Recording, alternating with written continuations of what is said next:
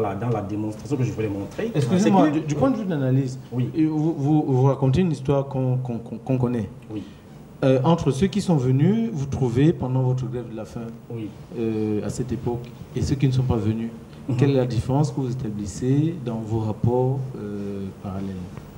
Il faut déjà dire une chose quelle différence je peux faire. Vous savez, il était question pour nous d'entrer sur une scène médiatique pour dire aux gens que si vous voulez briguer au suffrage universel, il faut vous rapprocher du peuple.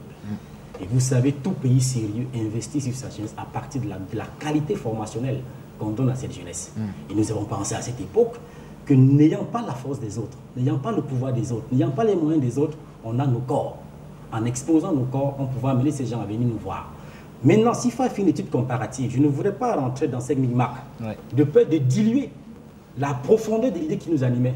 Parce que s'il faut faire une étude comparative, on risque de diluer l'idée qui nous animait et faire croire aux uns et aux autres que... Vous ne voulez pas parler de vos rapports avec ces leaders politiques par rapport à leur réaction à cette époque? Il faut déjà dire une chose, vous savez qu'on vit dans un contexte où les gens ont l'impression que l'étudiant ne doit pas faire la politique. Il faut préciser une chose fondamentalement. Thomas Ebongalame, en 1984, lorsqu'on crée le DPC, je crois 85, à Bamenda, il était à l'époque le président de la jeunesse de l'Union nationale du Cameroun. À l'époque, c'était l'UNC. Il disait, au sortir de ce congrès, je le cite, si on attend qu'un étudiant sorte de l'université pour lui apprendre la politique, c'est un échec quasi total. Et nous pensons aujourd'hui que si on veut bâtir le demain, si on veut bâtir l'avenir, il faut bien que la théorie qu'on enseigne à l'université, on puisse laisser l'étudiant la pratiquer. Et c'est pour ça qu'il faut aujourd'hui qu'on élève le débat, qu'on ne soit plus le débat de personne, mais le débat d'idées. Mais alors, au moment où vous décidez donc de faire cette grève de la faim, les revendications sont essentiellement politiques. Alors, pourquoi avoir mené des revendications politiques sur le campus à l'université? Il faut préciser une chose. Vous savez, Oumniobé disait en 1951 à Kumba, certains Africains naïfs, pour ne pas défendre leurs intérêts, prétendent ne pas faire la politique. C'est quoi même la politique? Ce sont les affaires de la cité. Et toutes choses que nous avons demandées en 2005... Oui, mais sur un campus, on attend... J'en viens. Tout ce que nous avons demandé en 2005 n'était que la conséquence des réflexions antérieures. Lorsqu'on demande la suppression des droits universitaires, je vous envoie dans l'histoire, en 1996, il y a des enseignants d'université que je vais citer ici. Le professeur Tchalandjomogi, il est actuellement vice-recteur de l'université de Yaoundé 1. Ils ont mené une réflexion pour évaluer la réforme universitaire de 1993. Je vous donne simplement une ligne de leur conclusion. Et il faut revoir le coût de formation à l'université parce que c'est un frein à l'accès à cette formation d'une grande partie de la jeunesse camerounaise. Premier point. Le deuxième point, lorsqu'on demande la bourse, vous savez, on est dans un contexte où la formation qu'on donne, elle est plus consommatrice que productrice. Et si vous lisez les textes qui organisent l'école normale supérieure, l'article 54, vous verrez que les étudiants de l'ENS sont boursiers. Ça veut dire quoi? Et dans cette revendication que nous avons menée à l'époque, on a mené toute une réflexion pour montrer que si on veut sortir du sous-développement dans un pays pauvre comme le Cameroun, il faut investir dans la recherche.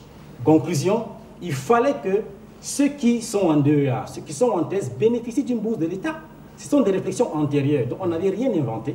Il se trouve que certains indigents qui n'ont pas ce que j'appelle la vision programmatique ont présenté aux yeux de l'opinion qu'on demandait les toilettes. C'est quand même scandaleux. 30 000 étudiants sans toilettes, nous n'avons jamais demandé ça. D'accord, c'est pas les toilettes que vous demandez. Ce qui avait été donné à l'époque. On se rappelle justement qu'on a construit des toilettes. On et puis des points d'eau. Des toilettes qui existaient déjà. Il y a eu des points d'eau. Des points d'eau sur le campus. Après, il y a eu quand même une accalmie, moi, Fonjontou. Oui, justement.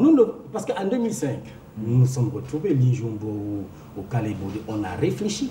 Parce que nous sommes une jeunesse aujourd'hui. Quelles sont vos revendications propres à vous, monsieur Info? Non, je ne suis pas dans des revendications propres ou égocentriques. Vous savez, j'appartiens à l'université.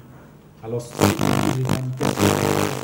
des revendications universitaires. Maintenant, sur le mode, par rapport à votre question sur les toilettes. Vous savez, quand on s'était retrouvé à la DEC à l'époque, je me rappelle très bien, on avait discuté. On s'est dit, si on revendique les toilettes, c'est insulter nos gouvernants. Parce que c'est comme inadmissible que monsieur Modo, vous construisez votre maison sans toilette. Si votre enfant crie, ce n'est pas l'insulte pour l'enfant, c'est vous qui n'avez pas assuré un bon cadre où l'enfant puisse, n'est-ce pas, se mouvoir. C'est pour ça que dans nos revendications, il n'y avait jamais la construction des toilettes. Alors, lorsque nous avions revendiqué à l'époque, nous avons mis sur pied des cercles de réflexion à l'université. Des étudiants venaient, ils débattaient sur des questions que nous revendiquions à l'époque. Maintenant, vous savez, n'ayant pas la force des hommes ni leur pouvoir, ils ont détourné ça en construisant des toilettes. Alors, maintenant, quand vous commencez